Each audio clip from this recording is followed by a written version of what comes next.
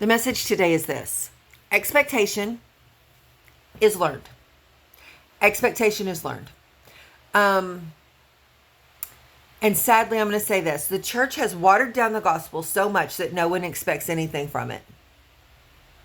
I'm sorry, but I even live in what we call the Bible Belt, like the Midwest of the U.S., where Christianity is supposed to be this big deal.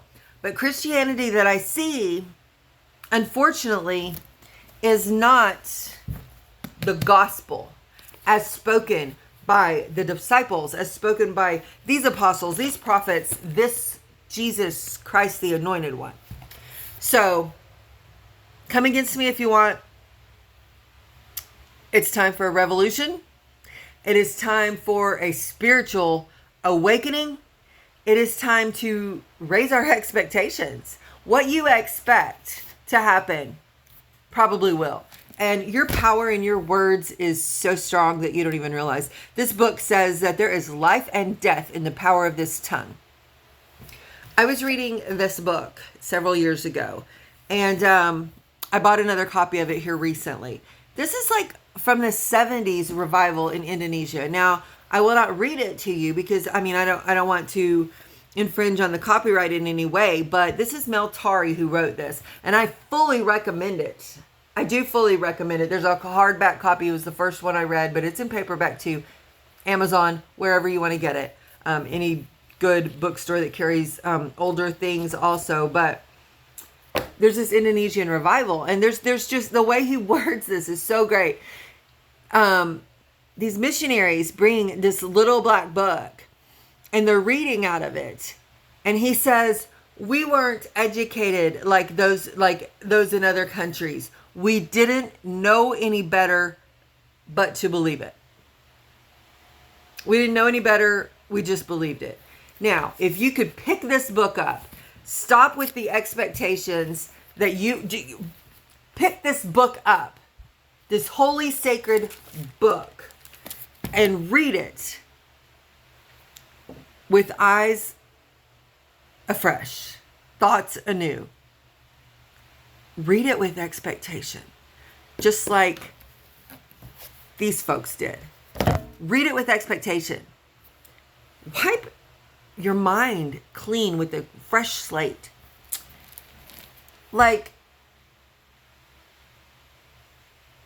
in Hebrews 11, it says this: "Now faith is the substance of things hoped for, the evidence of things not seen."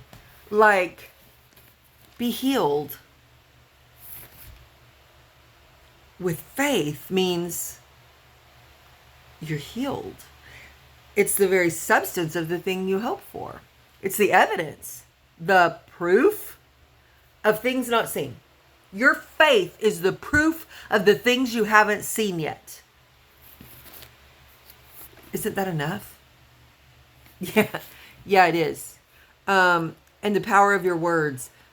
There are some people that I am around often that everything that comes out of their mouth is negative.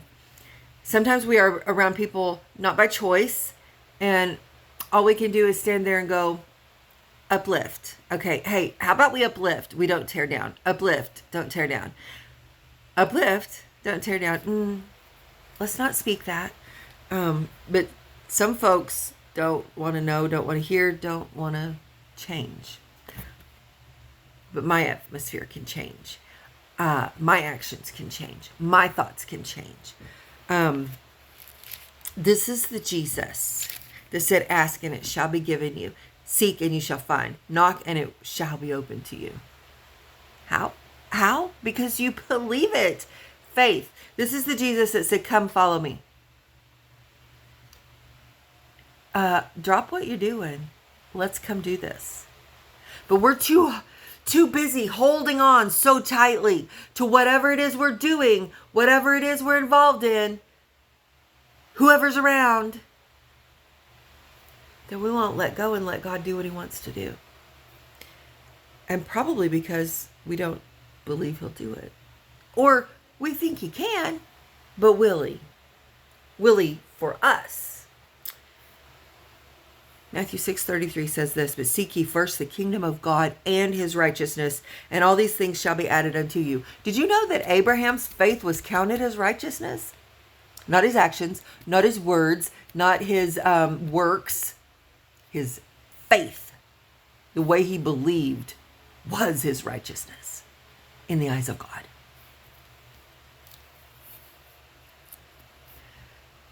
My Bible says when you pray believing. Like you know it's going to happen. Like you know God's already done it because you came boldly before the throne and you asked him. That's the God I serve.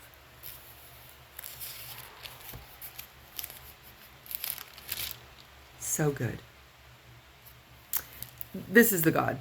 And behold, there came a leper and worshipped him. Didn't complain. Even though he's a leper. Literally a disease is eating his flesh off. Like it would eat their nose off. It would eat their fingers off. But yet he had some worship in him. He came and worshiped him, saying, Lord, if you will, you can make me clean.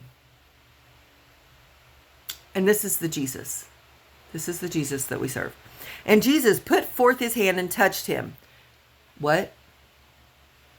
I wonder if he did that in COVID.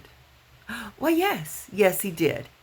Yes, he did. So did his people. His true people went ahead and touched others, anointed others, met with others, saw healings for others because we still believed in the same God.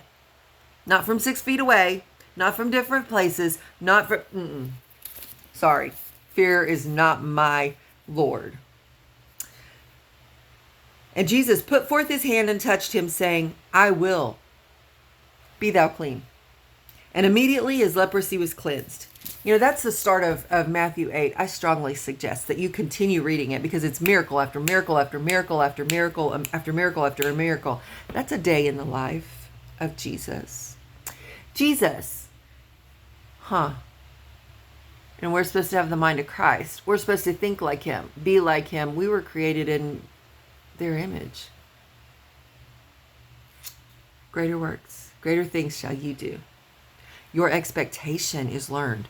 Learn it all over again. Learn this Jesus. Learn to have this type of expectation. Now faith. You just expect it to happen. Why? Because his word says it will. It's who he is. It says who he is. I want to be like